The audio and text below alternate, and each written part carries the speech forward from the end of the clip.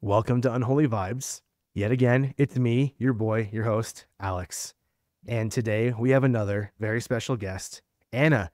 Anna here has a crazy story I got a little bit of a taste of, and she agreed to come on the show and give us the detailed story. So Anna, go ahead, introduce yourself, tell us who you are, what you do, your whole deal. Sweet. So my name is Anna. I currently board dogs for a living, waiting on disability because Crohn's is awful. I live in the South of the United States and I have a ghost in my house. Yes, you do. Anna and I met on, you may have heard of it, this little independent app named TikTok. And I was on the Unholy Vibes TikTok page perusing, and I follow Anna, and I caught one of her lives one day. I want to say you had just started your live. I like to just ask strangers if they have ever seen a ghost or if they have a ghost story. I do it all the time. I did it even before I had Unholy Vibes. I just love it. I get a thrill out of it. So I asked Anna, I said, have you ever seen a ghost or do you have a ghost story? And she went on to drop a few bombs, honestly. And at least that's how because when you said that, literally, I was like trying to type to keep up with my own real life reaction. It was literally like, what? What is happening? So anyway, I don't want to overhype it, but Anna, please give us the background, give us all the details, walk us through your experience, your story, where it all started and where it's at now. Sweet. I can do that. Great. So I bought my house in 2021 with actually my ex-girlfriend. And what it started out as is she started hearing voices and it sounded like my voice calling to her. And so she would come up to me wherever I was in the house. Usually it was on the other side of the house, opposite where she was. And she'd be like, "What, were you calling me?" And I'd say no. And then I had already gotten some like weird vibes. And there was two things that the previous owner had left in the house. There was an old Coca-Cola clock. And then there was this old like angel oil hanging lamp thing. And so I got weird vibes from both of them. And when she started telling me this, I got an even weirder vibe from them. So I ended up taking them from the other room into my basement. And once I took them to the basement, she started hearing that voice call to her, my voice call to her from the basement. Yeah. So not long after that, I got rid of those items. I said, "Hey guys, you can have them back," because the people I bought the house from were family. So I said, "You can have this stuff back now. I don't want it." Well, I yeah. didn't tell them why though. So maybe I should have. But also they're like super Christian and like they're older and stuff. And so I didn't really think that they believed me anyways. So I didn't say anything. Okay. Okay. So you got to ask them a few questions for me because what if they had been experiencing stuff and maybe I mean, I don't know. I don't know them, obviously, but what if they're like, these things also creep me out. I'm leaving them behind. So this is the thing. So the lady who owned this house before me is my kid's great grandmother. And whenever I would come over here with their dad, we would come to visit her when she still owned the house. She would have this lamp that would go off and on. And she'd be like, "Oh, that's my daddy. He's just coming to say hi." But nobody else, like her daughter, didn't believe her. She'd say, "Mom's crazy." Right. So Granny, that's what she, is referred to as Granny. She believes in that sort of stuff, but Grandma doesn't. Hmm. So when I was taking that stuff back to Grandma, there's no use having a conversation with her about it because, she's super Christian, doesn't believe in that kind of stuff that I know of. And it wasn't worth having that conversation. Now that's an interesting thing you bring up because I don't, I don't know if you practice any religion or Christianity or anything like that, but Christians believe in spirits, angels, devils, right? So Sometimes. yeah, I guess it depends. Certain Mm. denominations have different beliefs on it, but a lot of the time they have some very basic belief of some sort of spirit, good or bad, right? And a lot of times people don't acknowledge their own belief because it's too scary and it's something they don't understand. Maybe that's how I'm looking at it. Some people do that. They're just like, nope, don't want to talk about it.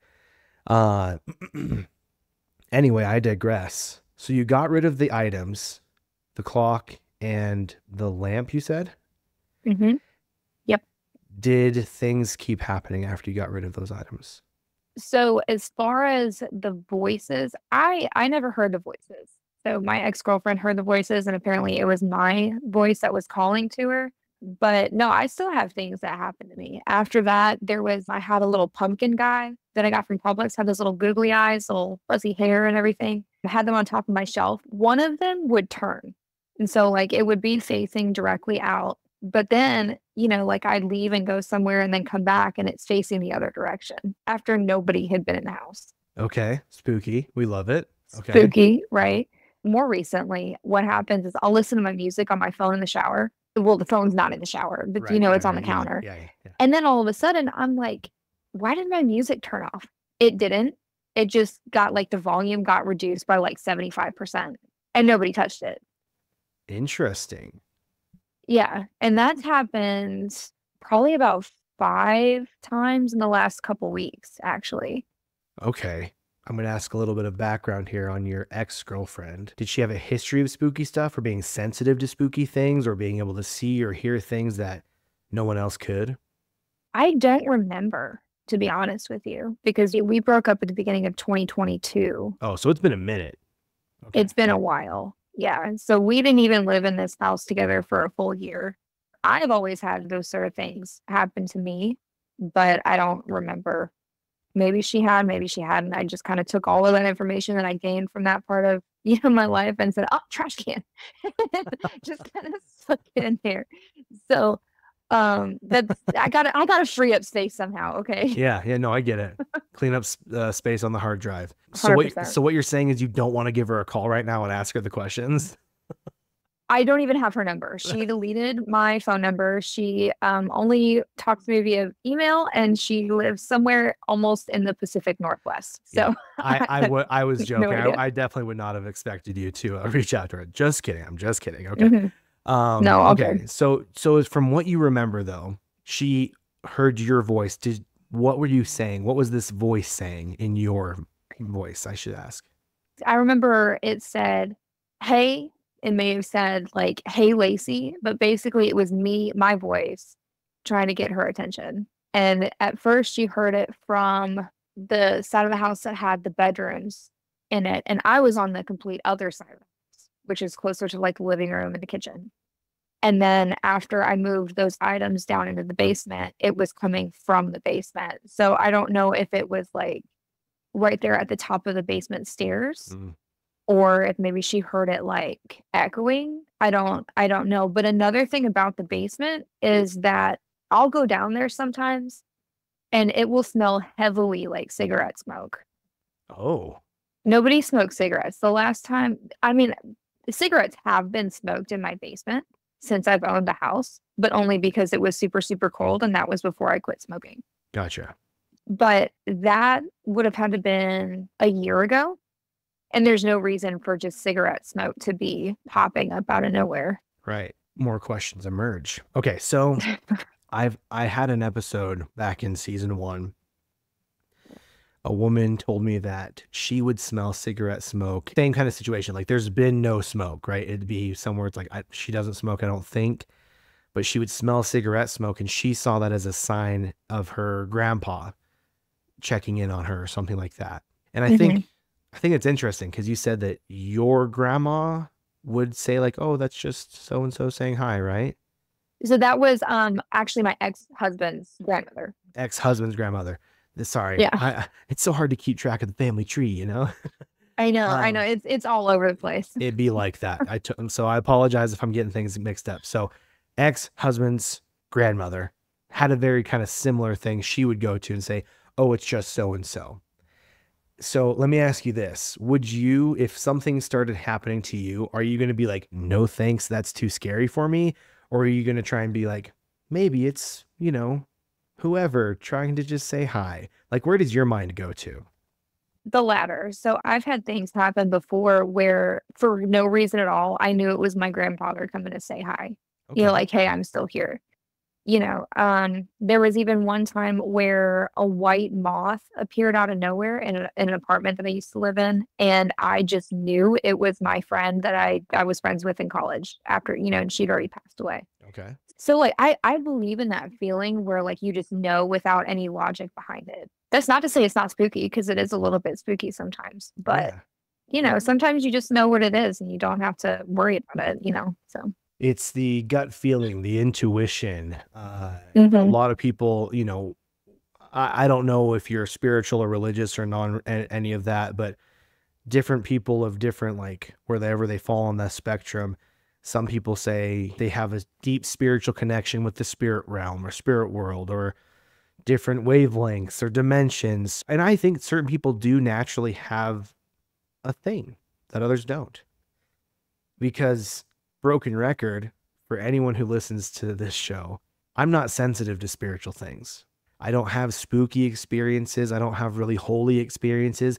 I have a few blips on the radar, and I recognize those, but I'm not over here like seeing ghosts and hearing voices all the time. I have friends, I have family that are very sensitive and very, they would say, in tune with those wavelengths, those vibrations, the vibes, whatever. So maybe you just have that natural little, whatever it is, sensitivity, just naturally built into you. Some people do, some people don't, I don't see dead people. I'm just, that's why I do this show. I like to hear other people's spooky experiences to get my own thrill out of that, right? Like there was one other thing you were talking to us about on the live. Did I talk about the fingers? It might have been that. Yeah. Yes. Tell me, Was it that? expand on that, please, if you will. That's when I lived in my parents' house. I was in high school, and it started around my freshman year in high school, which is actually coincidentally when we moved into that house. So it was, I don't know if I want to say it was every single night, but it was most nights that this would happen, because my father would refuse to let me close my door at night. He said, you need airflow. If you leave your door open, you'll have better airflow. And I'm like, but I also have a ceiling fan. So like I could just close it. And he's like, no, you have to have it open. And I'm like, weird flex, but okay. But then Very what common, would happen is very common parent flex too. Like, no, you're keeping your door open. Yeah. I'm not that parent, by the way. I don't do that. If you want your door, close your door. Don't care. That's fine. But my thing is, when I was trying to go to sleep, I wouldn't roll over toward the wall. I would roll over toward where like the majority of my room was, which is also the direction where my door is. And they would leave the hallway light on, and I would just see these long spiny fingers do like this around the door. I never saw like a figure, but I saw these spiny fingers, and they were so freaky. That's when I would turn over toward the wall and go to sleep. I rolled over and I was like, nope, not doing this. Next thing I know, there's this little boy standing in my room. No. Yes. No. Yes, there was. Hey, Yes, first there of was. all, this may be a horror podcast, but I'm too scared now. No, I don't know how I made it through that night. I have absolutely no idea, because he looked like he was of Asian descent. He had like, like the super dark hair, and I don't want to say it was a bowl cut, but it was shorter, but it was also kind of long. So I see him standing in the middle of my room. He's not moving. He's just standing still, staring at me. And I'm like, yeah, this can't be happening. This is terrifying. I roll over again, pull the sheet over my head, and I'm like, nope, nope, nope. But this is the problem with that. I could now not sleep until I knew that he was gone. Naturally. So I roll over onto my back, not all the way over, right, to look into the rest of my room, just on my back to do like this. He was standing above me. Oh. He was at most 6 inches away from my face.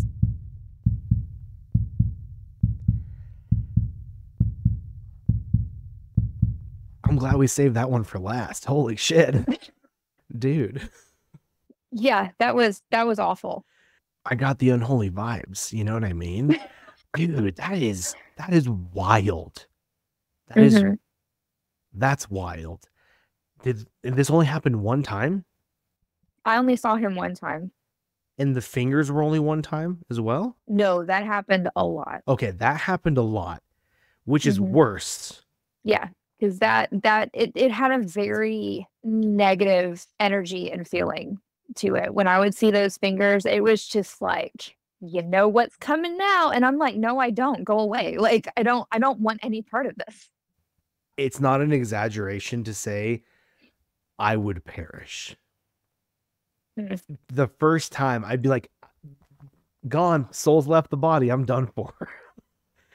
And maybe that's why I'm not built to be sensitive to spooky things and see things that aren't there, because I don't know if I'd be able to, or I'd be like, maybe I should touch those fingers, try and hold the hand, see what happens, you know? Oop. That never could be me. Never could be me. So did you tell your parents about this? I don't think I ever told them. Well, did I tell them about the little boy? So there are other issues with my parents, that a lot of those memories that I have in relation to them, I block out. I know for a fact that I told them about the candle that flew off of my dresser, which I haven't mentioned yet at all. Yeah, but spoilers. I was getting ready to leave. Yeah, I know. I was getting ready to leave to go hang out with some friends one day, and I had a bunch of stuff on top of the dresser. The only thing that moved was my candle that I had on there. By the way, this was in the middle of the top of my dresser. Okay. It flew off. Not on the edge. Onto the floor. Not just falling off. No. And even then, I was the only one in the room. So there's like, how would it even, candles are like a pound. Like not a breeze from the fan isn't going to knock it over. Yeah. And some candles are heavier anyway. But yeah, that doesn't just. Well, and the thing is too, is when it fell onto the floor, it was spinning. Dude, what? So it didn't just fall and stop. It fell and spun. So I know I told them about that. And then I also had a vision in that same house that they had left the house and I was there by myself. And I called them and I made them come back home because they were right around the corner. I said, no, you're not leaving me in this creepy ass house. You're coming back. I'm not doing this. Get here now. That was like right up there with the little boy too. Right up there. Okay. While the candle is scary, I'm going to keep, little boy is number one. That is terrifying. Little boy candle fingers, but also neck and neck. That is terrifying. What was their response? They didn't believe me. Oh. They didn't believe me. They were probably like, I don't know what happened with the candle. That's weird. And I'm like, okay, cool. So what about the vision that I had and made y'all come home early? And they were like, you were just daydreaming. And I'm like, right. That's what happened. Okay. Tell me more about this vision. The vision. Okay. So they left to go to a friend's house. They lived around the corner, like in the same neighborhood, just around the corner. And I was like, no, I want to stay home. I want to get on MySpace. I want to just chill and talk to my friends. And so I stayed back. Well, as I'm sitting there at the desk in the computer, it's in the living room upstairs in front of a window. I hear the door slammed in my parents' bedroom, which is in the basement. And I'm like, that's so weird. Are they already home? This is crazy, right? So I start not running, but like quickly walking because I was going to go say hi to them and say, oh my gosh, you're back. That wasn't long. Prancing, one might say. I was a skipping. I was a skipper. Yes, I love to skip. Some may say a frolic. A frolic, yes. Sorry, I'm being silly. Sorry, yes. I'm interrupting. No, it's okay. We love the silliness. I'm not going to forget the story, so it's all good. This is the Silly Goose podcast. 100%. So as I get to the top of the stairs, I can't move. First of all, I'm holding onto the railings. I'm no longer able to move. My vision goes out, so I don't see what's in front of me. I might as well have had my eyes closed. Then I just see this image. It was at the bottom of the stairs in the house. So like the way that their stairs were, it was stairs, landing, stairs. So not at the landing, but at the bottom of those stairs that were actually in the basement. This is where I see this scene happening. It is an older lady in a floral dress on either the second or third to last step. And then there are two kids on the floor in front of her, and they were getting in trouble. I couldn't hear what she was saying. I don't know what they did, but she was scolding them because they did something wrong. And I was like, that's weird. So when my sight came back, I was like, that was really weird. Never had anything like that happen to me before. I go down the steps. I take the left, which goes like into the den, and their bedroom is right off the den. The door is wide open. So I run back upstairs. I said, absolutely not. And that's when I called him. I said, y'all need to come back home right now. Because the door had slammed, right? That's why you had originally. Yeah, that's why I went to the stairs, because I heard the door slam. They're Yeah. home. That was your indicator. First of all, wow. That's Mhm. wild. Absolutely wild. It's like I'm watching The Conjuring. It felt like The Conjuring. I'm not lying. And you're still a teenager at this time, right? In your teens, you're living at home? Yep. I want to say I was probably a sophomore in high school at that point. Yeah, this is you said MySpace. Shout out MySpace. Heck yeah, dude. MySpace days. Ugh. Yes. And they just didn't believe you. That sounds like too crazy, and like that story has no rhyme or reason, or not story, but like your vision, the story you told them, would what would have been the point of making that up is what I'm getting at. Right. Right. Not that like if my kid told me that, I'd be like, what? It'd be more like that. What is that supposed to mean? Right. Because how do those two events like go together? Like, why would a door slamming and then an older lady scolding these children, what would those have to do with, each other? And I still don't know. I mean, how old was this house? I want to say it was built in the 70s. Personal rule of mine, anything 70s are iffy still, but anything pre-1970 is an automatic no for me, because just the likelihood of there being a haunting goes up the older you get, right? And the 70s was 50 years ago. So you get even farther back, you're like, yeah, of course, ghosts. So much more likely to be haunted. And so, yeah, 70s though, still very iffy. I guess any haunting from any era can happen, right? But that's just like, usually you see it in places older than the 70s.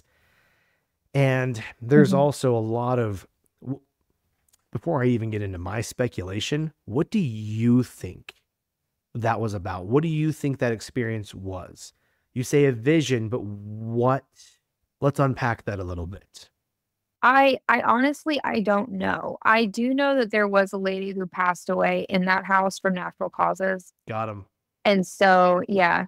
And so I think it has to do with her. Ever since I had that, I was like, that has to be the lady. But I never knew who that lady was. I don't have confirmation of what she looked like or anything like that. So, but it was always a feeling that that was her, and maybe that was her grandkids. But I still don't know what that has to do with the door slamming. Maybe that's why they got in trouble. Maybe they got in trouble because they slammed the door and they were running around the house. I don't know. But also, why show that to me at that particular moment?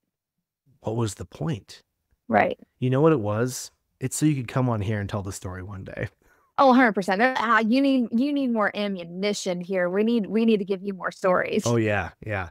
There's some theories out there. I don't know what you believe as far as time or dimensions, things like that. I'm open to a lot of things because there's just so much we don't know, right? There's more that we don't know than we do. And if you're religious, like I have a Christian background, I'm a religious person, but even then we have, put all the Christian books together and it's that thick or maybe that thick. You know what I mean?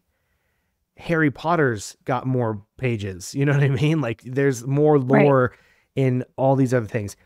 Put all the religious texts together and you've got a stack, it's still not that much. There's only so much we know if you come from a religious background.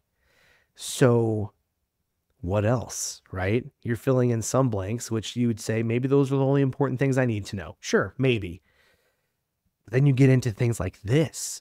Some people think that when you see ghosts or visions or things like that, that you're just seeing a different point in time and it's not necessarily happening right then and now.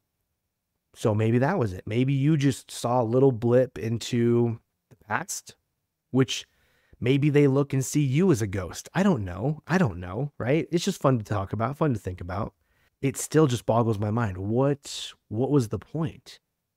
Was there a point? Or were you just saw something and it's still scary, still creepy as hell, but it's just much harder to explain when it's not like a ghost being like, I'm coming for you or whatever, right? I've heard that theory before because I'm sure you know who they are, Sam and Colby. I watch them. It rings a They bell. do a paranormal investigating channel, but they had an episode where the investigator that they went with, that's the exact theory that he presented to them. You have too many things happening to you, first of all. And it seems like a lot of it happened in this specific house that you lived in as a teenager. So once you leave and you move, there's still some things in your current place, obviously, but do you think it was that house and that space specifically that was like a lightning rod for supernatural events? No. So my theory is that while there were things specific to that house, for instance, the lady and her grandchildren or whoever the relationship was to the kids, there were certain things like that. But as far as the other thing, I've experienced things like the fingers since I was in elementary school and middle school. So I think that more so followed, maybe it wasn't me, but it more so followed a person rather than being tied to a house. Because I saw that in the house that I grew up in when I was in elementary and middle school. That was in Iowa. I saw it in the house that I lived in with my parents while I was in high school. That was here in Alabama. I saw it in an apartment in a different town in Alabama. And I mean, like, it's just kind of gone everywhere. I don't know if I want to say the exact theory that I have because my kids are right here, but it has to do with a particular organization. I think that has a strong tie to it. You're just going to pique my curiosity like that? We might have to do a part 2 to this one. Way to drop a little teaser. Well, we'll put a pin in that and we'll keep communicating and figure out a time to do some follow-up on that specifically. Yeah, for sure. Because it's interesting. I need to hear more. Yeah. But there's the theories of like Insidious. You've seen Insidious, right? Yes. The house isn't haunted. It's the boy. And it's the thing. It's just attached itself to a person. I've had other people on the show that we believe there was something attached to just an inanimate object. So it could be a person. It could be an object. It could be a location. It could be all three. You know, 100%. So there's infinite possibilities here. Wow. Ooh. The fingers are going to be the follow-up one because that one, that imagery is used a lot in scary movies where you have the little, fingers come around the door. And so you're saying this has happened to you since childhood and it's followed you around. So I haven't actually seen the whole fingers thing since I lived in my parents' house when I was in high school. But I think that particular thing just kind of developed over time and it kind of showed up in different ways. Okay. Let me put it that way. Okay. So, yeah. Like you said, we'll explore more of that another time when you feel ready for that. But the little boy... Let me ask you this because I've got to ask, get a little bit more background, do my due diligence. Any sleep paralysis ever? I actually have had that before when I was in middle school. Every morning at 6 o'clock on the dot, I would hear a whisper saying, "Anna, wake up," and I would feel warm air on my face. Like somebody was breathing on my face. Are you sure that wasn't one of your parents? Like, hey, wake up. Yeah. Yeah, 100% sure. Because I would finally reach the level of courage that I needed to reach for my light. Actually, I had a touch lamp, so all I had to do was touch it, but I had to reach into the pitch black to do so. But when I turned on the light, there was nothing in it. Okay, so like you were pretty quick in being able, like, okay, talking, hot breath, hit the lamp, nothing. Okay. Sleep paralysis is very interesting to me, and I know there's probably plenty of explanations, but still, you never know. Okay, so you had a little bit of that. But with the fingers, with the little boy, with all these other happenings, this was definitely not sleep paralysis. You're up and about. No. You're out and about. You're moving. You're in bed for some of these experiences, but you're definitely awake is what it sounds like. Yeah? Okay, perfect. Yep. Okay, and you told your parents about the vision and the candle. Did the fingers come up? Did the little boy ever come up? I don't remember, to be honest with you. I know that I told my friends about it. It would spook them every time. They're like, that is crazy. And I'm like, yeah, I know. I don't really want to go home and go to sleep in that bed, but I got to do what I got to do. Yeah. It's like, what else am I supposed to do? And that's the crazy thing is like, as a child or a teenager, if you are truly sensitive to these things and you're being haunted or whatever it may be, you're seeing ghosts, there's no user manual on what to do. You're just No, there's not. There's stuck. not at all. Yeah. So was your standard reaction when these things happened to just like turn over, cover up, and pretend it's not there? Yeah. Yeah. Except for for some reason with that little boy, I had to make sure he was not in my room and he was just closer. But yeah, so whenever I would see those fingers do like this, I was just like, you know what? I'm not acknowledging that. I would turn over and I would go to sleep. Next thing I know, my alarm was going off in the morning and I was waking up getting ready for school. Did you ever stare? Did you ever like just watch them, see if they did anything? Oh, yeah, for sure. Because I would not want to move for a second. So I would just stare and look like, am I really seeing what I'm seeing? And it was just there.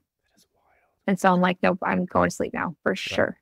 Truly wild. And I can't wait to follow up on that. But let me ask you this.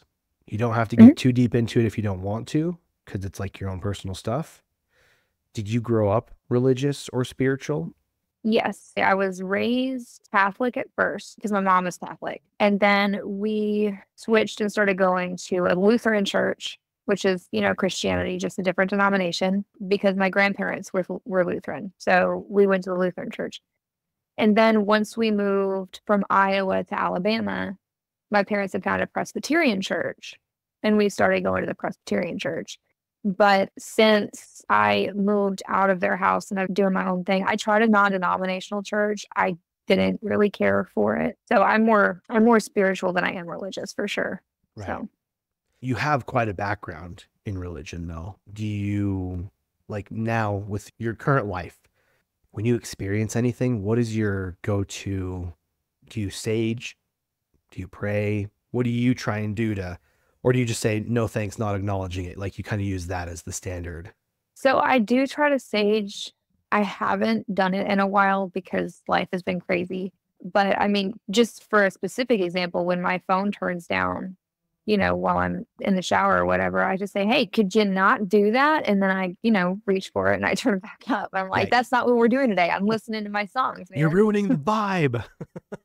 100% vibe killer, man. Like, get out of here. I can see that. The ghosts that haunt me are real vibe killers. Yeah. And I'm like, you know what? You can communicate with me all day long, but what we're not going to do is mess with my tunes. Okay? That's funny. So, because I've met other people that they sage, some pray, some sing church songs or just uplifting music to combat the spooky vibes. And I always go back to an experience that I had where I didn't always used to be into horror and spooky stuff when I was younger. And I remember going to the movies to see a horror movie when I was like probably 17. So even then I wasn't that into it. And I got home and my family was gone doing whatever. I don't even remember where they were. And I get home and it's dark and it's late and I was just like scared. I just had the heebie-jeebies. I just had to go turn some cartoons on to just, lighten the mood. And I think that stuff works because you're just changing the energy and the atmosphere around you to not really invite those negative vibes, spooky stuff. So I get it. Yeah. Oh, ooh. I'm gonna have to listen to some church songs or something after we're done here. You've done a thoroughly wonderful job of spooking me. It's been really fun. This has been good. So is there any other fun stories you want to dive into? Anything else that you want to mention? Do you want to discuss some more? Do you want to speculate on some of your happenings? Because some things aren't happening anymore in your adulthood and your current life, but some things are. Well, and I do actually have a theory about that because for a few years I was actually taking an anti-anxiety medication. And I think that was I think it was prohibiting, right? Like being able to be sensitive to that and everything. Because now that I've been off of it for a couple of months, stuff started up again, essentially. Not really things being moved like they were before, but with the music being turned down, it was the other night, my dogs kept barking and I was trying to go to sleep and I just had this just really off vibe, and I couldn't really place it. And so whenever I look up into like the rest of my room, the lights are all off, remember? But I didn't see any shadows. I didn't see anything. I just had this like really weird vibe, and my dogs wouldn't hush. And so I'm like, huh. It's interesting to me because, you know, when you turn off parts of the brain, or like, you know, you're working with parts of the brain, like, so if you're trying to like combat anxiety, there's probably more that happens with that than we actually realize, especially not being, you know, medical professionals and stuff like that. And so I'm wondering if maybe those things are tied together. I think that that is a fascinating theory and can of worms of brain chemistry and spirituality and how you can intermingle them. My mom frequently mentioned she is a very spiritual person. She does spiritual work, light work, or like light therapy. No, wait, that might not be the right word. She runs a crystal shop. She does crystals and oils and tinctures and herbs and saging, and she's in tune with the spiritual realm. And she's been on the show as just like a brief guest a few episodes back. And she believes that, well, and some of this kind of borders on conspiracy theory, but she believes, or has an adjacent belief to that, to the idea that certain things in modern society, specifically American society, cause a spiritual desensitizing and weakening. And it has to do with brain chemistry and your physical body. There are things about your chemicals and your, you know, all that kind of stuff that may inhibit a spiritual experience potentially, which I can sort of subscribe to that idea because, like you said, when you're taking different medication, obviously mental health is like one thing. And there are people who used to think that if you were having a mental crisis, you were possessed, right? But it's like, you know, it's weird waters to navigate, right? But I also believe that some people are naturally more prone to mental illness or spiritual sensitivity or heart disease. You know, different people have things that are hereditary in them and some don't. So, and it's kind of odd because me, not sensitive. My mom and my sister, super sensitive. So maybe, I don't know, right? There's no real way to know. But I like that idea. I just am so ignorant when it comes to any of that sort of science or pseudoscience, it would really be called, because we just, how do you measure spiritual sensitivity, right? Well, how do you prove that? Because there are so many things that go on in the brain that we don't even understand. Like personally, I think that everybody is innately able to do that. They're able to access that part of their brain to where they are sensitive, but not everybody does or knows how to. I think it's more natural of an ability to access that for some people than other people, but I believe that everybody can do that. You know, they have the potential to be able to do that. No, I can get behind that. Yeah. It's just, I'm on the other end of the spectrum here of like, part of me wishes like, man, I wish I could be a little bit more sensitive to those things. And I'm just not. And part of me thinks that it's a blessing, but potentially a curse, because what if I'm trying to have a really holy experience instead of unholy, you know? And I'm just kind of, my range is smaller. I have a smaller window. Not that I'm totally shut off, but I'm not able to access the full spectrum. You know what I mean? Where I have friends and family that are like, whether they like it or not, they're kind of experiencing a little bit of both. So it truly is fascinating. And I really like that idea. It's like, we all probably have the capability, but maybe who knows what's keeping us, right? Who knows? It could be a variety of things. So good theory though. If you want to dive deeper into that, please, I'm ready to listen to what you have to say. If you think you put a bow on it, that's fine too. You know, we're just I think I'd have to like kind of put my thoughts down on that one, because it's just been something that I've been thinking about recently, especially since having come off of the anti-anxiety medication. So just kind of putting that together as a theory of mine, but I think it's tied. So I don't have any like specific, you know, concrete anything, but just from experience, like anecdotal type things, it seems like it's related. you're not the only person who thinks that. So I'm sure you could find a lot of information. It's just tough though, because some people, there's a lot of just information out there that Mhm. it doesn't necessarily mean that it's right. And so you have to kind of be discerning and use your gut and hope, hope for the best, I guess. And Mhm. I've had enough people on the show to realize, like, and I already have this kind of point of view, but I don't know everything, obviously. Like, I'm open to all sorts of ideas and explanations because we just don't know. So we can run with a theory Mhm. for now. That's just how it works, right? So I get where you're coming from. I get where you're coming from. Mhm. And you should, if you're interested, I have an episode called Unexpected Haunting. It's very third eye kind of opening kind of thing.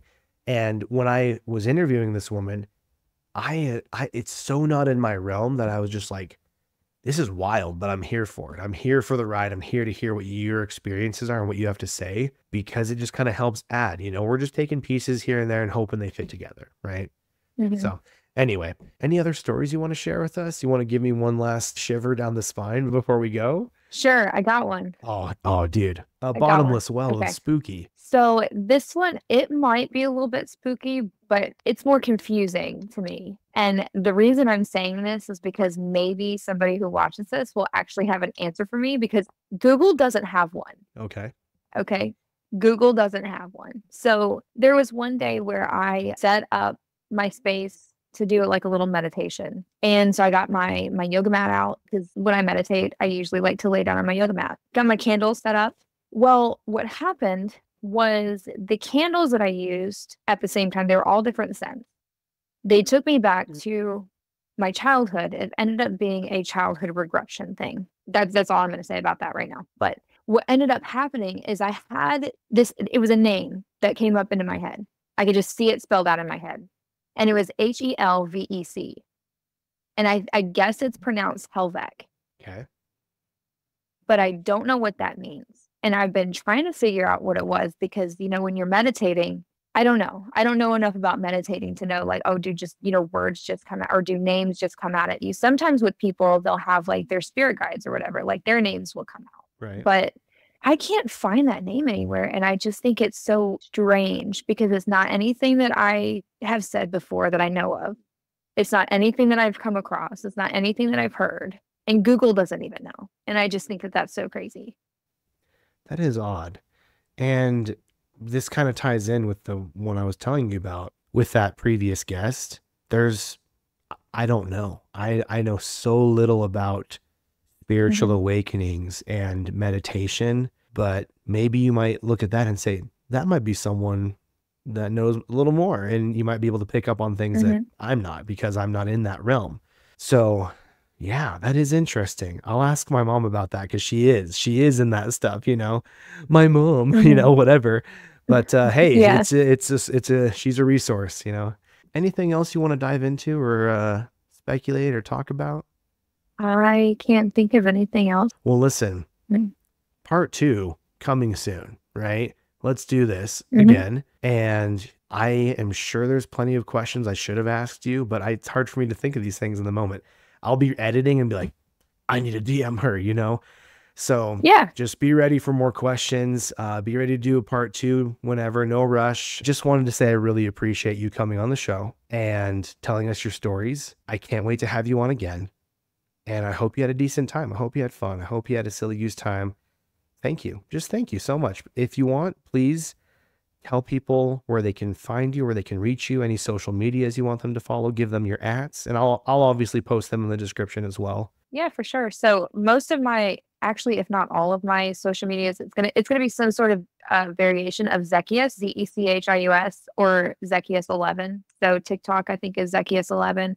Instagram is Zechius. YouTube, I want to say, is Zechius11. So like, you search Zechius and you'll most likely find me. Check out her TikTok. It's got plenty of, because I have seen some of them. I didn't see the boy one though. There's spookies, there's sillies, there's a little bit of everything. It's a good channel to follow. Be sure to check her out. I'll have links in the description of this episode. But thank you again. Really, thank you. Thank you. It was wonderful connecting with you. I have had a good time. I'm glad that you asked me to be on here. It was a lot of fun. Yeah, I'm For glad. sure. I'm glad. Well, Yeah.